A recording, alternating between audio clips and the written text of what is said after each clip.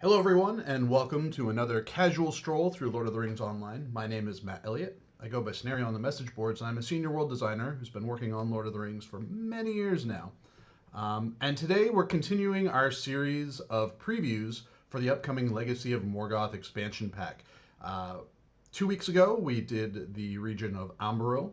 Last week, we did Kudzagin, and this week, we're exploring the region of Imhûlar. This expansion pack comes with 4 regions. So we have one more region preview next week. And then the week after that, I think we're going to try to do an instance preview. Not necessarily the gameplay, but walking through the spaces and talking about them a little bit. But for right now, here we are on the edges of lands that we are familiar with from last week in Kudzagin. These are, where the camera is right now is in the easternmost section of Kudzagin. And you're kind of looking out, you see the bridge spanning, and that's your access point into Imhûlar. For those of you that are just joining and have never watched one of these streams before, this is a world design focused stream. So we're going to talk about what goes into building the landscape of Middle Earth. How do we build the terrain, the height map, all of that stuff? How do we decide what a region is going to look and feel like? Even like, how do we decide what we're going to build next?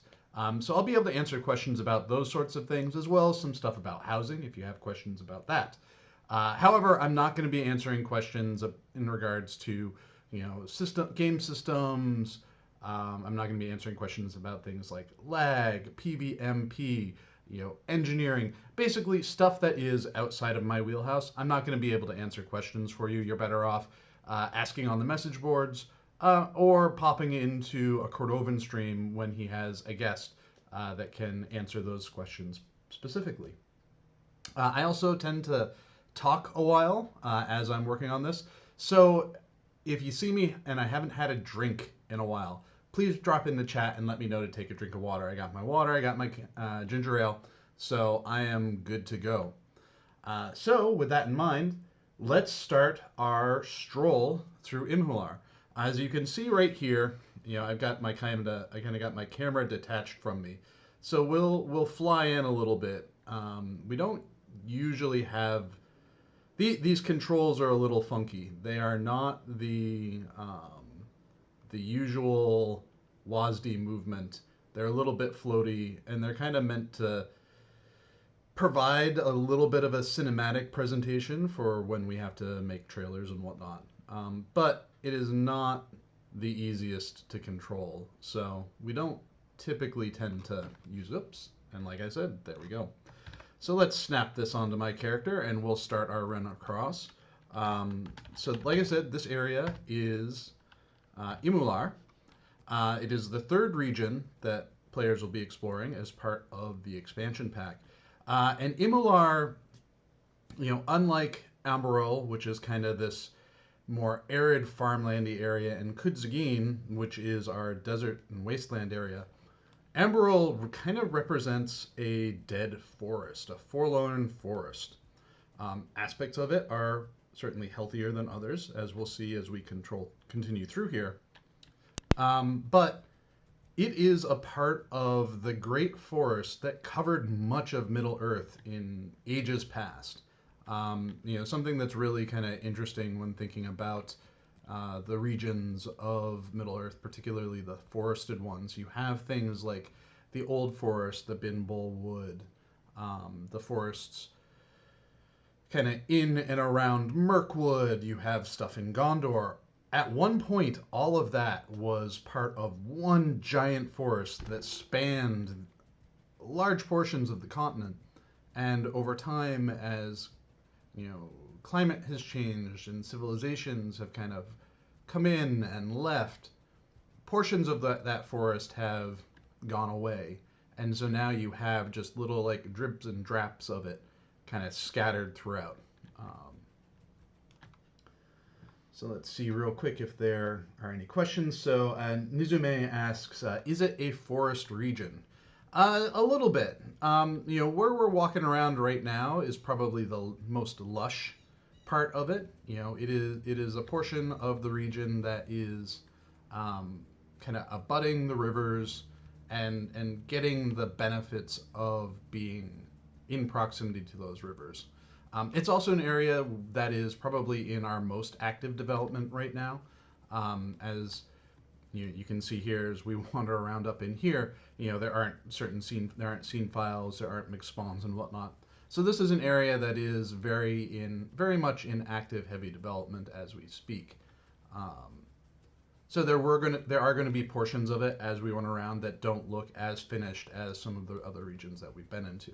And this is just kind of part of how our process works. We focus in on one area, we build it, and kind of get it to a good enough point, and then we move on to the next ones. So we've got Amberol and Urashtar and Kudzugin pretty well underway, and this region here kind of represents the last one that we're working on to get ready for the expansion pack. I think part of why we were a little bit more comfortable with having it be kind of one of the last areas that we've been working on is because I think we have a lot of experience building forests, whether they're living forests or dead forests. We have a lot of experience with it, and so it felt like the easiest one for us to build effectively. I think the biggest difference is the kind of treatment that we wanted to give it. Kudzugin needed a lot of extra work just to kind of nail the biomes and whatnot, and the same with Urashtar. We wanted to really make sure that we nailed the look and feel of it.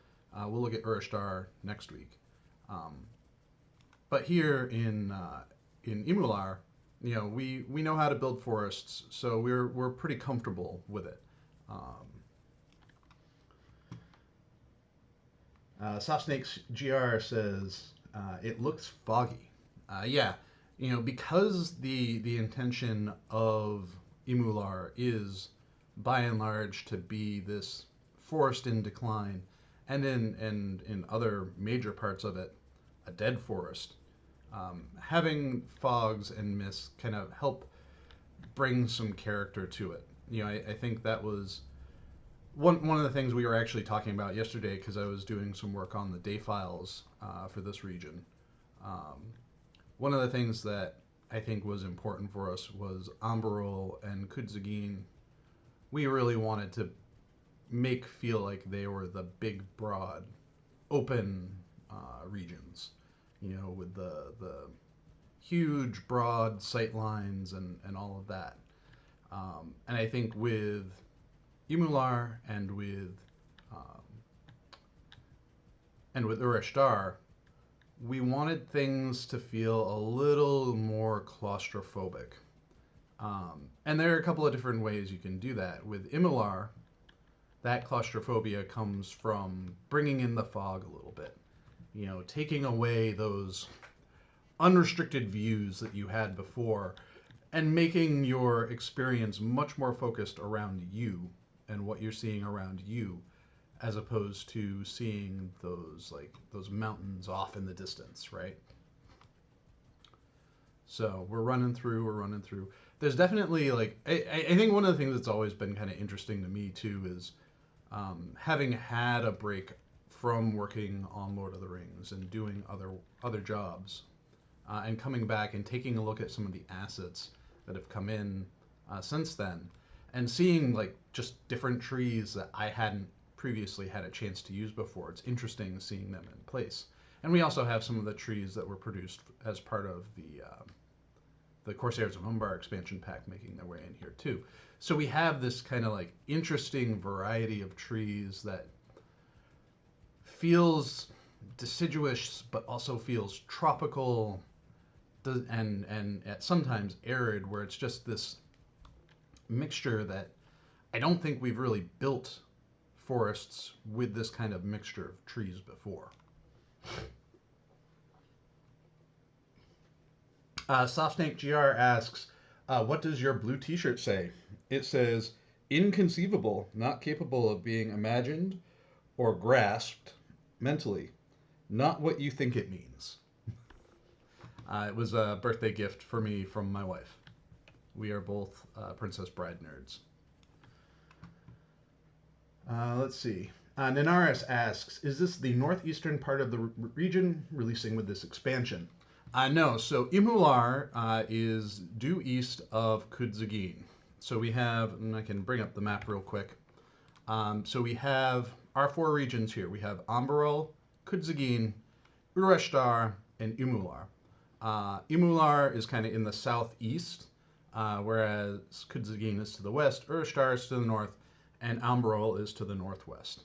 So you can see here also as a mark of progress, we're working hard, we're building out our regions. So our region maps are starting to get that kind of feel of finished. I think with Imhûlar being kind of the most in progress of our regions right now, this map will also likely change again as we do like one final pass on our radar images and get a sense for what our overhead maps look like.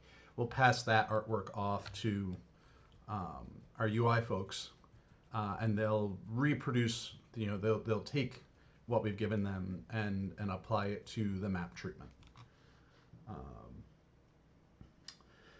So Lev Scotland says, looks nice. Aren't you concerned you'll have too many level 150 regions for the future?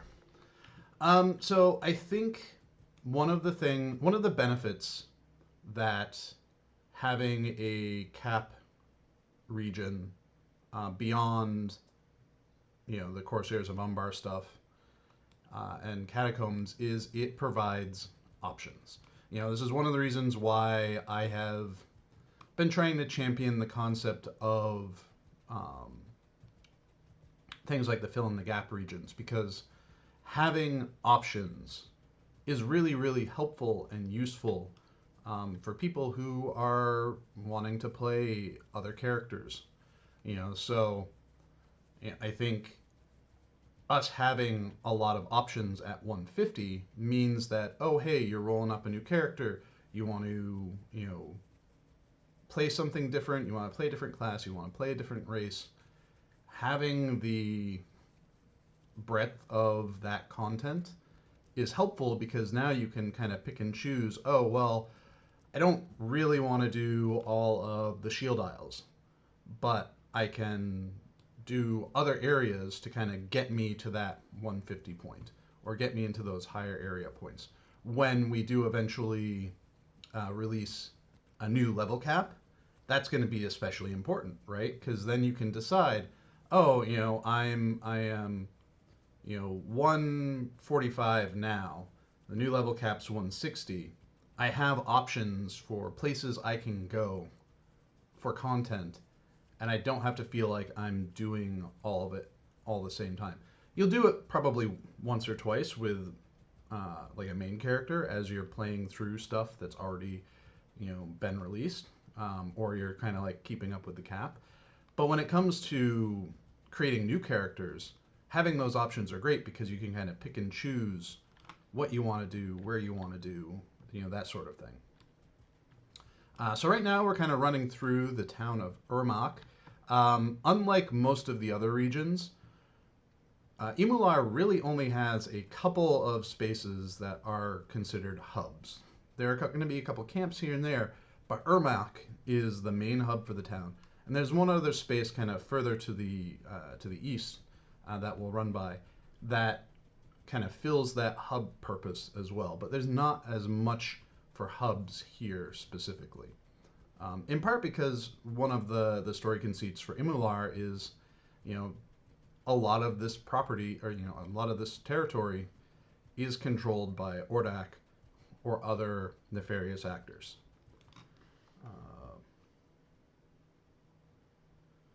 Let's see.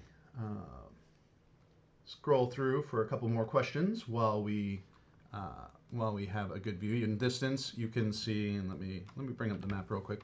In distance, you can see Kuranzar down across the valley from here, which is a city that has been overrun. Players will be doing a lot of stuff in that, just basically from what I've heard from the world designer and content designers that are working in this space. Mythos asks a more development-aimed question. How are you versioning landscape 3D stuff? I mean, you can't commit it into something like Git, do you? So we have a source management software that handles version control for us. So as we do work, It checks out files, locks files so that no one else can check them out and work on them. Most of the time it works well. Once in a while there's a hiccup and we have to have conversations with other people as things collide, but we get it worked out. Nanaris asks, speaking of trees and that, were there any new assets made for Legacy of Morgoth that you particularly like?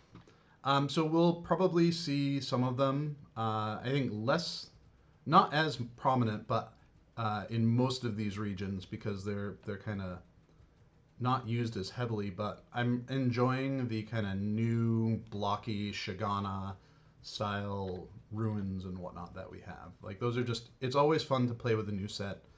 I think my favorite assets that have come with this are the bridges that we started the stream on. We have a few different color variations of those. It's a kind of high arched bridge that we don't really have anymore, and it's a nice, or don't really have at all. And it's a nice. Got to remove those palm branches from the middle of the road. It's a nice kind of break from the very heavy Gondorian causeway bridges, which were what we were using kind of for a while as our go-to when it came to bridge assets, particularly in Gondorian areas, Numenorian areas, and the like. All right. Speaking, so then Yao Deco Demule asks, is there a forest in-game that you would like to totally revamp? Honestly, like, I don't really know that we have very many forests that I would say need a total revamp.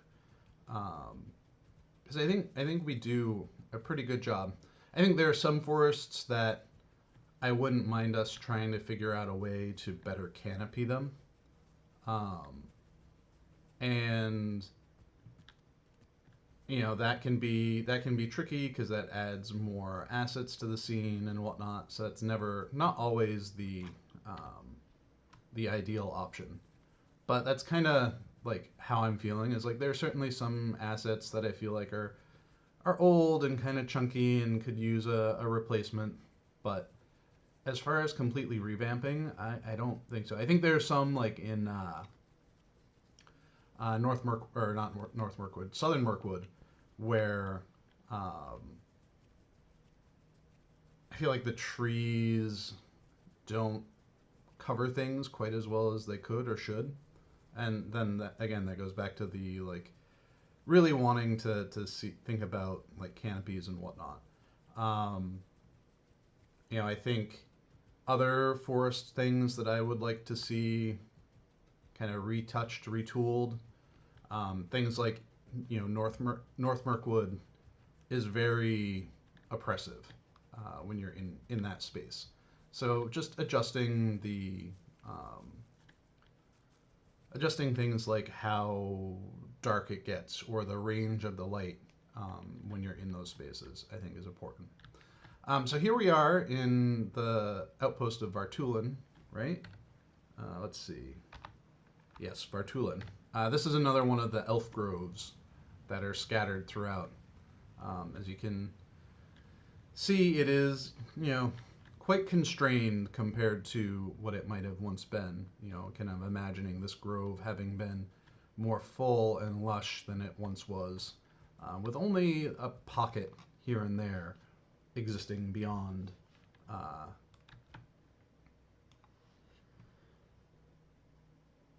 Scroll down for a few more questions. Love the maps. Is there any way to adjust the map aspect ratio so they aren't stretched? I'm not sure what you mean by stretched. These maps, we don't tend to squish them. The aspect ratio within them is appropriate to the scale of the landscape. If you mean like, if you're talking about how certain screen resolutions and whatnot work on them, I know there's discussion and early work being done on UI scaling and whatnot. I don't have any information or update beyond that, but that might help resolve some of the concerns you have from that comment. Demelsa says, I just want the Woe of the Willow, Old Man Willow to be put into the landscape Old Forest. Maybe we could talk with Vastin, and he could make the next Angmar and Mordor boss be Old Man Willow that just drops in and houses you. Maybe that could be the next big thing. Let's see. The player 5543 asks, will more zones that were previously only a single level, since that was the level cap then, be expanded into more levels, such as what was done with the Great River and Enedwaith?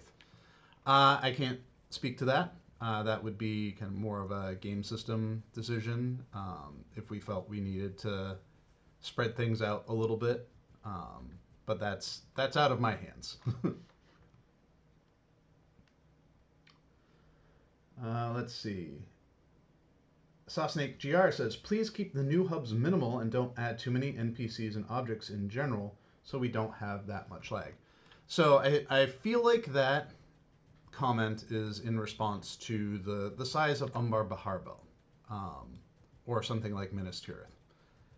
For those of you concerned about, the size of various hubs and whatnot, particularly for this expansion pack, we don't have any big major cities being introduced as part of this expansion. So, most of the hubs are villages, or they're set within the ruins of fortresses.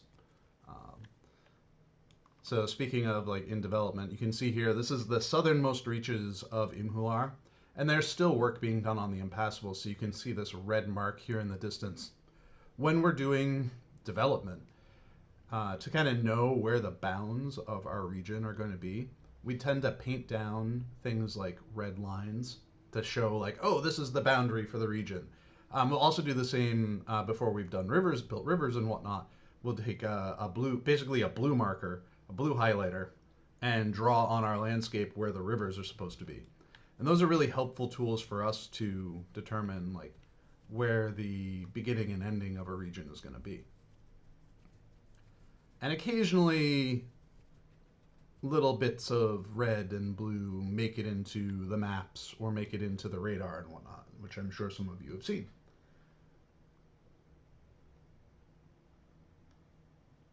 Let's see. Mario Justum says, those ruins last week looked really cool. They kind of gave me similar vibes itch for Morrowind or Korriban. I think there's certainly themes that carry over across all fantasy, that it's hard to kind of not want to scratch those kinds of itches when it comes to theming and whatnot.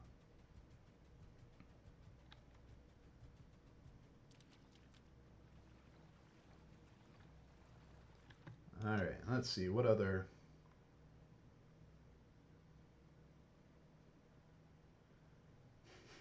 Zipfile says, scenario, what's your favorite oatmeal topping?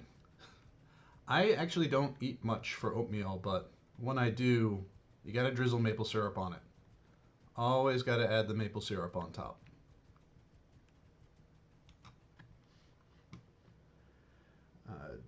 Druid's Fire says, to be honest, this feels like Fornos 2.0, so much with the dead, desiccated trees, though a couple of the wider trees remind me of certain savanna landscapes and trees IRL. Yep. We have the baobab trees, which you can see here in the distance. These are also in development as well. I know Art is working on resolving degrade issues with them. You can kind of see at a distance how some of the branches and whatnot don't quite seem right, but then you get closer and they kind of figure themselves out.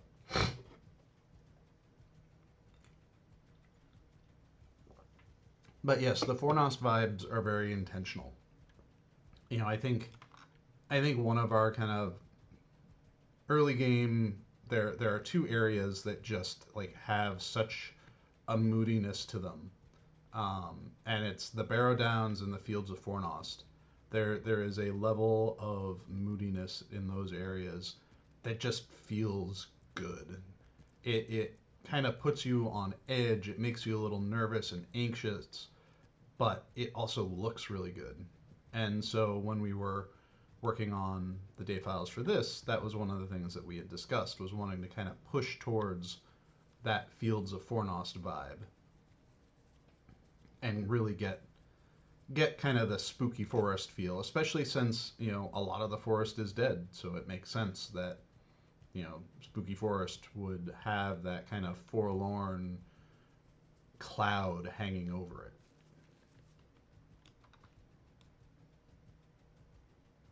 I also love these trees here that are just kind of this sprawly, dead, like, you could almost imagine this being a Hjorn walking around.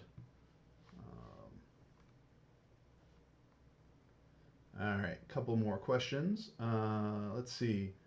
We have from Diark, what is game changing in this expansion pack? Well, I mean, at least what I can talk to, anyways, we have 4 new regions that are being added to the game, which is a big change. It's a lot of landscape. It's comparable to, of the new landscapes that we created for the Corsairs of Umbar expansion pack and for the Before the Shadow expansion pack. It's a substantial amount of landscape for you to explore and traverse through. So that's what's changing, at least from my perspective as a world builder, as a world designer. That's what's changing.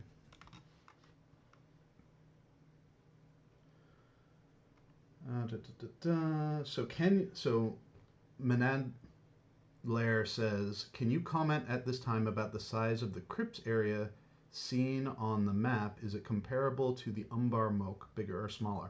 I'm not sure what you mean by the crypts area. If you're talking about the various crypts and whatnot that are here in Kudzagin, we've got the tombs of Nirgambar, which is not as extensive of a crypt space as Umbar Moke was. Umbar Moke was intended to be a full region of its own with a bunch of just different and interesting things happening underneath it. Any crypts and whatnot that we have here are going to be more focused on dungeon interior experiences, instance experiences. They're not going to be kind of open playable landscape stuff. The landscape areas of those crypts are often going to be monster camps, more so than anything.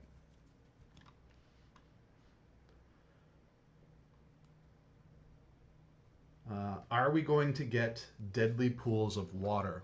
I'm not sure what the plan is for the brackish, still waters in this area of Imhûlar. I'm not sure what the plan is for them.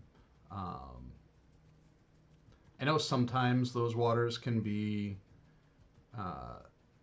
at least in terms of the silence waters, I know those can be pretty annoying to players who might have more song-focused skill sets, and makes playing in those areas a bit challenging.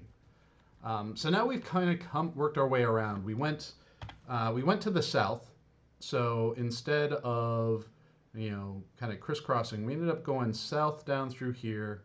We passed up to Tulzakana and to Gat Orca. Now we're working our way back to Kuranzar. So I'm going to go into Kuranzar, I think, and then we'll kind of go northwestish and then back through, and then we'll end our stream at the Bridge of Princes.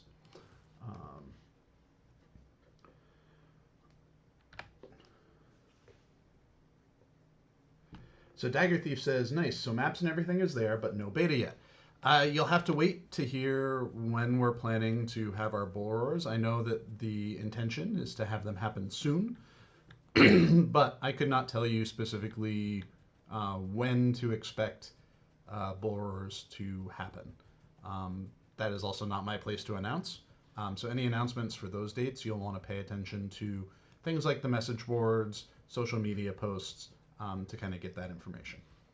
That and pre-order and whatnot, those are all things that the announcement will come through official sources.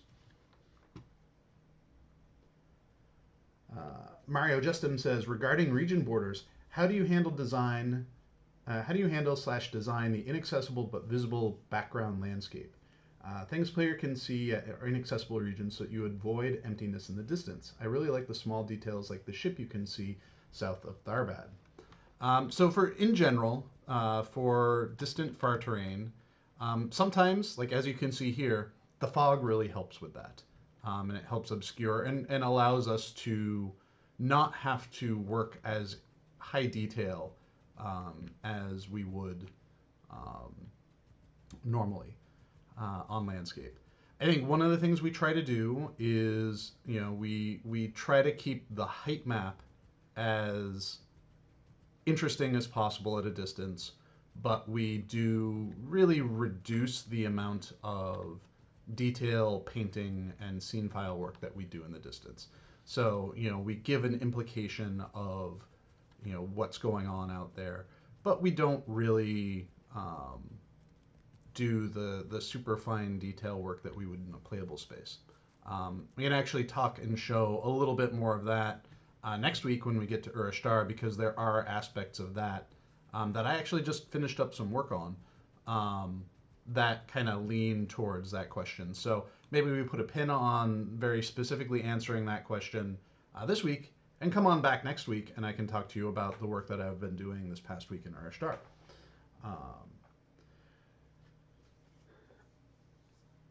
Purple Opsdome says, wait, this is a dev? Yes, I am a dev. I am a world designer on Lord of the Rings Online, here to give you all a preview of what we're working on for the expansion pack.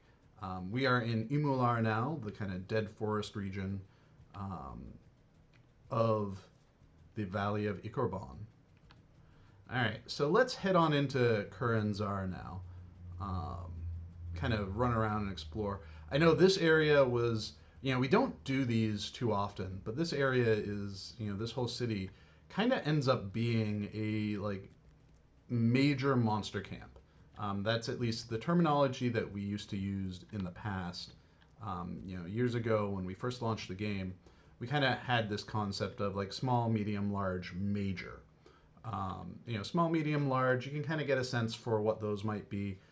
Typically we tend to lean more towards small and medium-sized camps now. And the major camps are these big multi-land block, almost like instance level sized spaces that act as monster camps and act as challenge zones. I don't know that this, a lot of the times in the past, our major camps ended up being, being group spaces. Kuranzar, from my understanding, is not a group space. Urashtar, portions of that are actually intended for group play. But this is meant to be more just of a major camp with a lot of content associated with it. As we're running around and exploring, it has shades of old Numenor, but the Himadi folk have moved in, and now we have cultists kind of taking it over. B-Smith asks, as a world designer, how many years / X packs ahead are you usually thinking about? So we are usually thinking, at least I would say 2 to 3 years in advance at a high level. A general sense of where we're going, what the major story beats are, and kind of where we want to end, right? And then then it like as we think closer and closer in time, the detail of how we're thinking increases. So we might have a plan for where we're going to be in 3 years, and that's very high level. Oh, we know we want to probably hit this region, and these are going to be the major key players in that, and this is how we kind of want that story to resolve. And now we're thinking a year to a year and a half from now. And we're like, okay, more specifically, we're starting to do a little bit of research on the regions that we want to go to, the characters and story arcs that might be involved in that, still at a high level. And then we start thinking, okay, 6 to 9 months from now, what are we working on right now? What planning do we need to do for that? What preparation do we need to do for that? Like the very specific, and now we're building it kind of stuff. So it's kind of like we think multiple years, but closer you get to where we're at right now, the higher detail our thinking and planning is.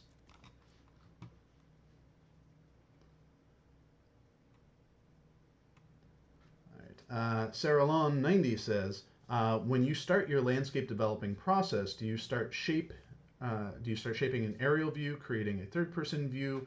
Sounds like it could take a while. So we usually start with a high-level planning map that we try to make be as close to scale with our landscape as possible. Once we have that done, once we have that planning done, we then start thinking about, okay, now we can break it down into smaller spaces. We start, hitting the landscape with just high level markers to kind of call out where different areas and portions of the map will be. After that, we kind of hit it with a combination of map development in Photoshop, height map development in Photoshop, and using a tool called World Machine to kind of do our broad, big layout. And that will help us get the things like major geographic features in place, get the landscape using kind of more realistic weathering effects and whatnot, so we can get the height map in. And then it's kind of a lot of back and forth cycling between, our landscape design tools and Photoshop and World Machine, and kind of just going through all of them until we get a base height map that we look at and go, yes, okay, we like how this looks, we like how this feels. Even though we don't have textures on it, we can kind of see the light hit it, the shadows hit it, and we can get a sense for like, yeah, great, okay, awesome, that feels good, or this doesn't feel quite right, we need to like take this feature back, the erosion lines in the terrain, for example, might not be quite what we want, so we can bring it back into Photoshop and World Machine and do some editing there, and then we can import all of that into World Builder. I've been really trying over the last several years to look at how the landscape workflow is for our product, for Lord of the Rings Online, and look at how other engines and handle their landscape pipeline, their workflow from basically paper design to in 3D engine, and trying to find ways that we can incorporate processes and methods used by those other engines, those other products, to both better improve what our landscape looks like, and also accelerate how we build our landscape. Which is it's fun, it's engrossing efforts.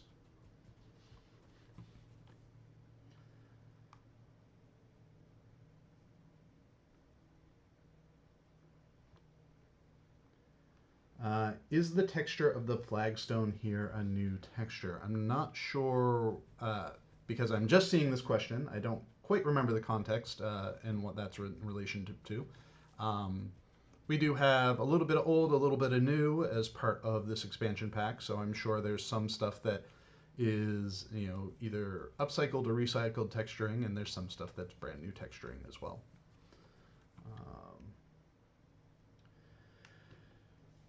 Sierra Nanor says, can you please tell us about the instances and raids? So our expansion plan has 4 instances coming with it, 3 of which should be available at launch, and 1 which will be coming later on. We have a 3-person instance in Amberil. We have 2 6-person instances, 1 in Kudzagin and 1 in Imhûlar. And we have 1 instance in Urashtar, which is our raid, which will be the one that comes out a little bit later. Part of the reason why we divvied up the instances across all 4 regions the way we did is because we were thinking about, how this is a fun view. Let's see if I can get a little bit closer. We were thinking about how the original game worked and how instances in the original game worked, and how kind of, starting with Breland, we kind of had a like end capped instance in each region that kind of put a bow in the storylines for that region and allowed you to kind of feel like you'd finished the region and move on. So we had things like, the Barrow Downs that kind of wrapped up a lot of storylines and plot threads from the Breland experience. We had, I'm gonna have to fix this land block. We had, the Red Swamp, which kind of capped off the Lone Lands. We had the city of Fornost, which capped off, the North Downs. Angmar had all of its instances. You had Misty Mountains, which had Heligrod. So we were kind of thinking about that and thinking along the lines of like, okay, well, can we do something like that for here? Can we use instances as kind of storytelling capstones for each region? And I think that's in general kind of where we're leaning.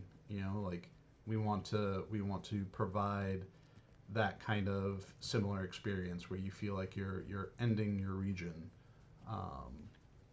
as you get to the instances and you're ready to move on. Manadler says, will the Stable Masters have the new mount type previously discussed?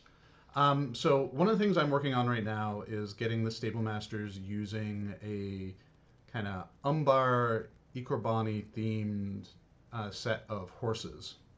You won't be using the non-horse mount as part of the Stable Masters, at least as far as the human Stable Masters go. That might change for things like the Kinta later on if we do add Stable Masters to their specific locations. But right now, no. The new animal type for mounts is not going to be part of the Valley of Ikorban stable network.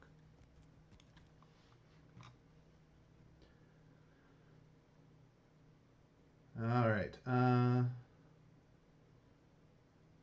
Purple Opstone says, and I apologize again for butchering anyone's name.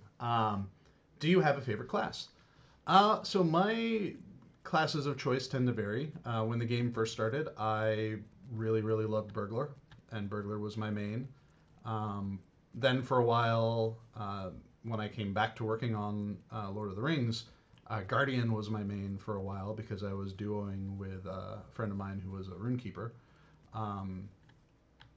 And not too long ago after that, I switched over to Bjorning, which I really thoroughly enjoyed because it was kind of a jack of all trades sort of class. And now I'm playing Mariner on the Legendary Worlds, kind of experiencing the Veil of the Nine. Deltogi says, love how this area is more gray and lifeless, less colorful than the previous ones. I think it's a good contrast to have both in an expansion and bring some new environments. Yeah, I think, this area is certainly one of the more familiar feeling, like old world familiar feeling regions, because it's much more of a classic, classic region in terms of its biome design and whatnot. Urashtar, Kudzugin, those both had brand new world building challenges for us. And Amberol was like kind of an extension of what we've done in what we've done on the Cape of Umbar already. But since I didn't have the opportunity to work in the Cape of Umbar because I was working mostly exclusively on Outer Gondor for the Corsairs of Gondor expansion pack, it was new to me, and it was a new opportunity to play with a set of tools, basically, that I hadn't played with previously.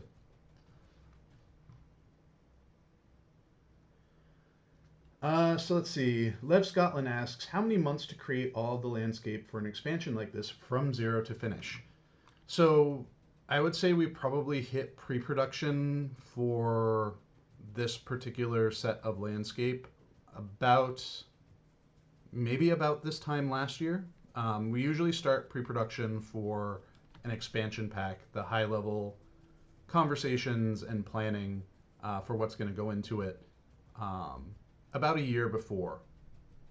I think our component of it is very minimal in comparison to other teams where it's like we basically just have to be like, where are we going to build this? We're going to build this here. Great, that's what we're doing. I think other teams certainly have bigger, more detailed things that they need to figure out for an expansion pack, at least for long-term planning, than what the World team has.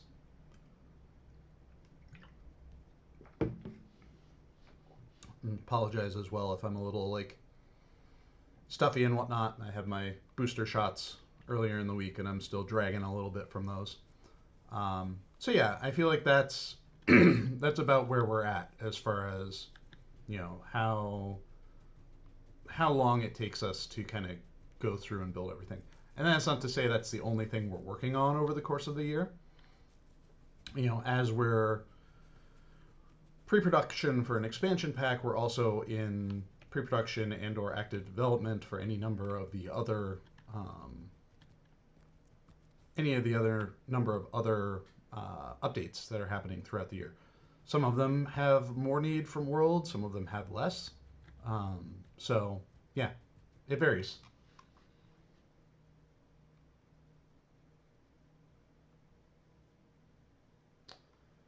All right. Nanara says, are there any updates on talks to fix some of the buggy water that happened after the Corsairs of Umbar expansion?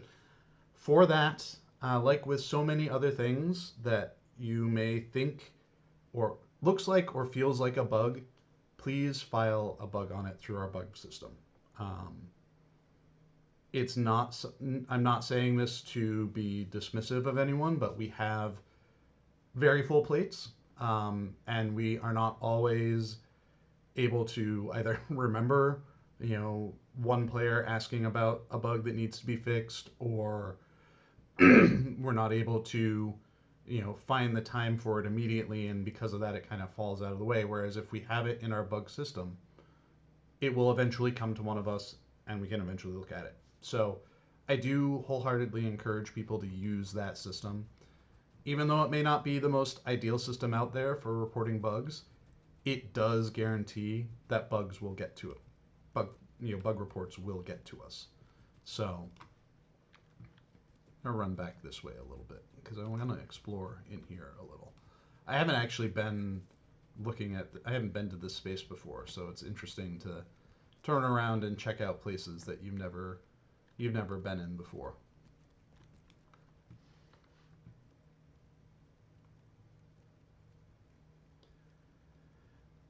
Let's see. Nanara says, the sand texture looks really nice. Is this a new one? I think we actually had maybe a dozen, probably like a dozen to 15 new sand textures for the terrain that were introduced as part of Corsairs of Umbar.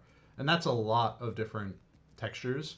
And I don't think we used a lot of them in the building of that expansion pack. So it's an opportunity for us to kind of, where am I? It's an opportunity for us to kind of go through and kind of reuse things that haven't been used too extensively yet.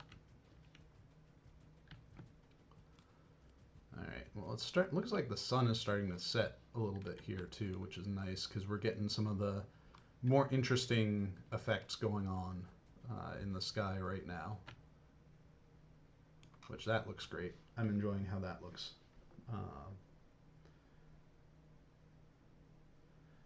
So Sino TV says, just tuned in. Where are we currently? We are currently in the very eastern portions of the region of Imhûlar in the valley of Ikerban. Imhûlar is kind of the forested region in which, for the expansion pack, in which most of it's dead or dying. Super, super happy vibes in this region. But really cool sunsets. I actually, not too long ago, maybe last week I think it was, got all of the housing day file items set up and ready to go off to test, which was nice to be able to put a cap on that.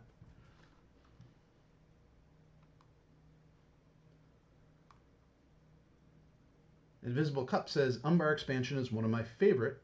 I couldn't believe the size of Umbar Moke and how each region within it is so different. I can't wait to see the continuation of the story. Yeah, I think one of the things that was really satisfying to me with Umbar Moke was how we were able to make each section of it kind of have its own distinct character, but also have elements that progressed between the regions so that it felt like they were all part of the same thing while all having their own unique character to them. Um, I was really happy with how that turned out. It was a headache trying to get it to be performant, um, just because of the amount of decorative detail that we had to put into it. Made it a little chuggy initially, and we had to do a lot of work to optimize it. But I'm really happy ultimately with how it all turned out.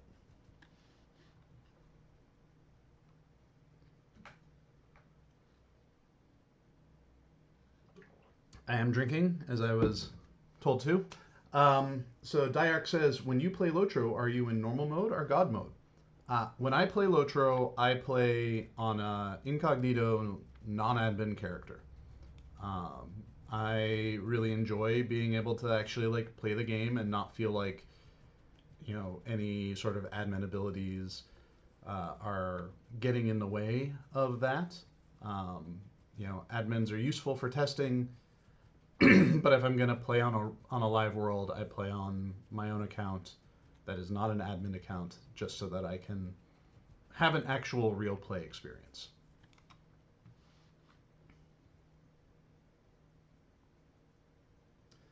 Suno TV says, I have a completely unrelated request/wish or question. Please change the spawn times for the rare mobs in Sarner.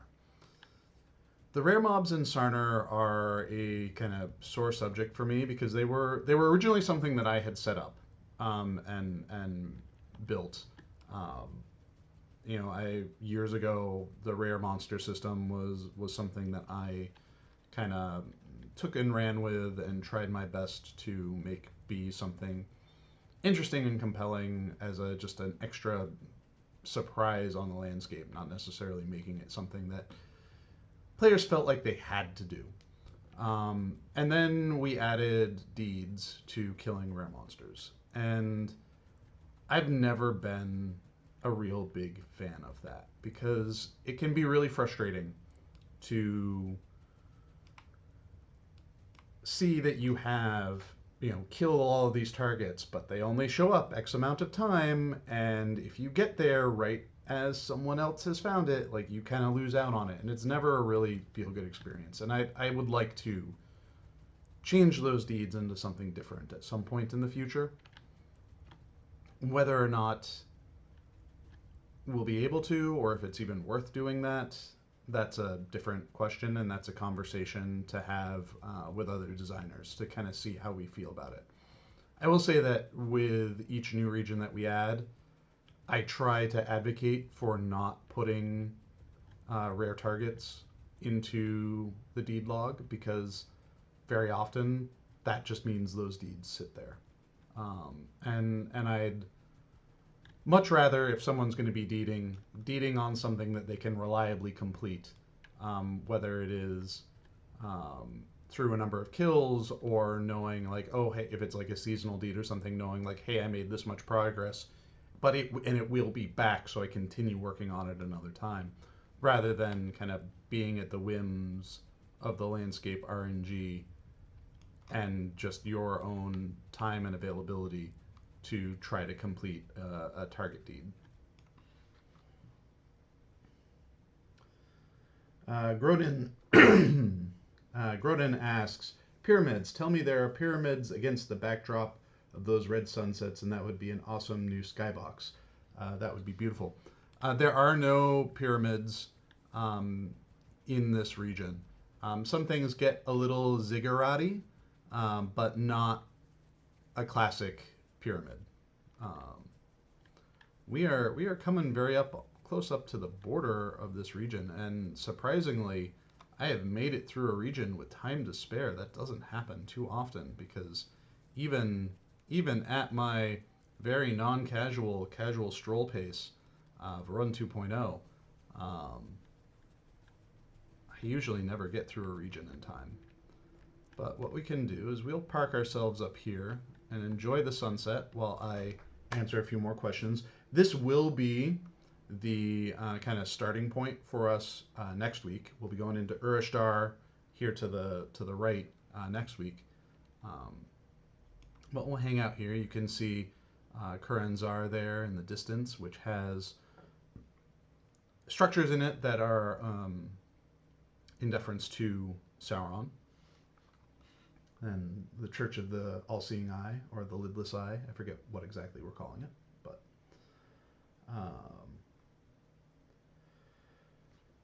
so Pow2908 asks, Scenario, what is your favorite part of the process of creating a new region?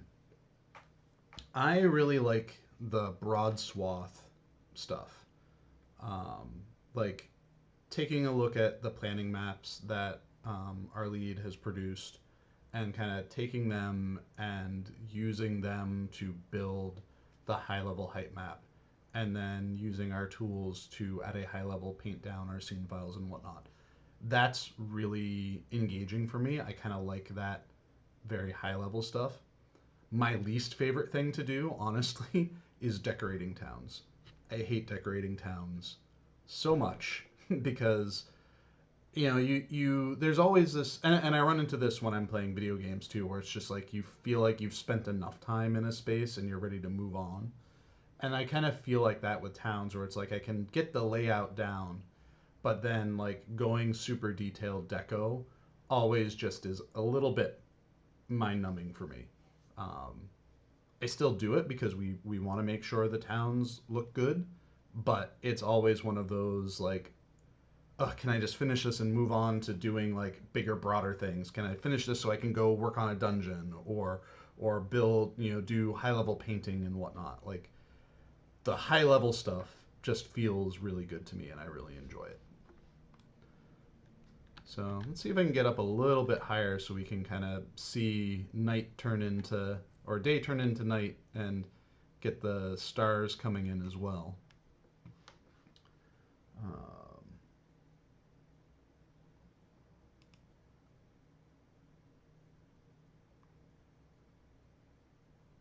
Let's see.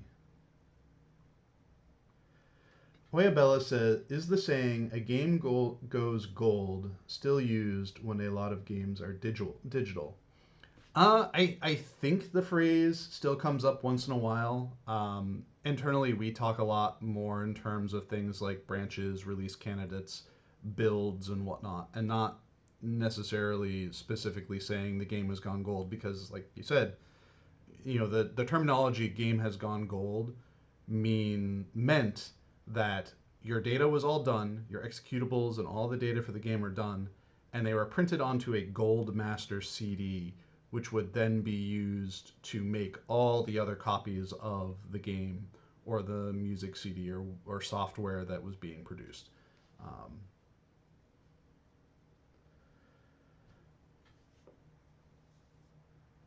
And Nanara says, I remember someone on the team mentioning how sand textures might be difficult for Lotro, but it turns out real beautiful here. Almost looks good as Sworder's sand textures. IMO. Nicely done. Well, thank you. I think any type of new terrain comes with challenges of learning how to use those textures. Urishtar, there was a set of textures that were produced for that it took me the better part of a week to really figure out the right way to kind of use those textures, because they were meant to kind of be used in multiples, like overlaying on top of each other, but we don't have tools to really allow us to select and paint in multiples in a very easy way, which then led to me thinking about like what kind of requests could I make from our tools team to make this kind of painting easier, especially if we're going to be continuing to author textures that are intended to be overlaid in certain ways.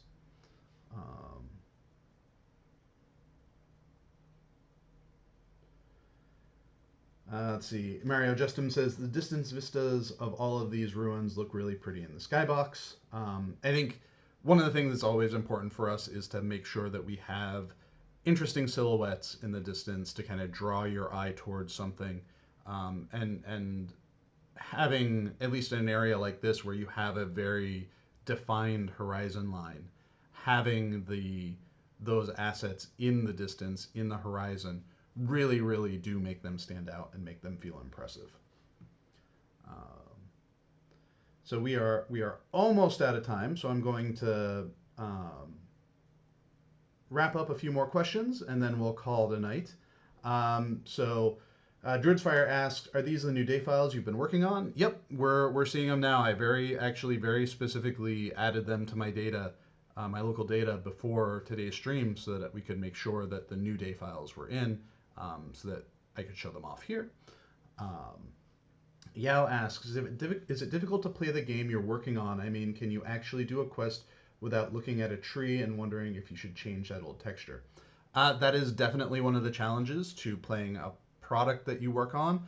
But I also find as a game designer, it's also a challenge to do that with any game. It can be hard to play a game and not be analyzing it and critiquing it while you're playing it. And you kind of have to, like, if you want to play something for the thrill of just playing it, you kind of have to try to force yourself to shut off the analytical part of your brain, because otherwise you'll spend more time analyzing what you're playing than enjoying what you're playing. With Lotro, it's very much that, where it's like I have to, like, I will make notes for myself if something is egregious enough for me to really remember it. But in general, I kind of have to just, like, set aside, like, if I am not intentionally doing a playthrough for note gathering, I kind of have to set aside my game designer brain and just let myself exist in the game and enjoy the game and have fun in the game.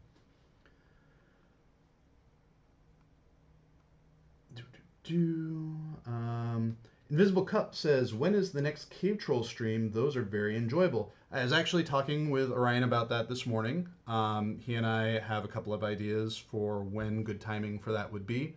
We got to talk with Cordovan about that. And then once we kind of have that nailed down, I'm sure we will let you all know, and that will get added to whatever streaming schedules that we have available publicly, as well as part of announcements that we make on the message boards. All right, so I feel like we are past 3 o'clock, and we're at a really good stopping point now. So I think with that in mind, we'll leave you with this wonderful evening shot looking out across Imhûlar. Thank you everyone for attending the stream, asking your questions, and coming along for the ride as we preview this region. Keep an eye out on the message boards and on social media for announcements regarding things like the first bull roars when they become available, as well as anything that is associated with our pre-release and pre-order offerings. I would imagine those are going to be happening sooner rather than later, but I don't have a specific date to let you all know about. So just keep an eye out for those. In the meantime, we will be back here next week to preview the final region of our expansion pack in Urashtar. And then the week after that, we'll be doing kind of an instance preview walkthrough of the various instance spaces and interiors that are coming along with the expansion pack. So thank you everyone for being here today, and I'm looking forward to seeing you all next week. Have a great afternoon, everyone.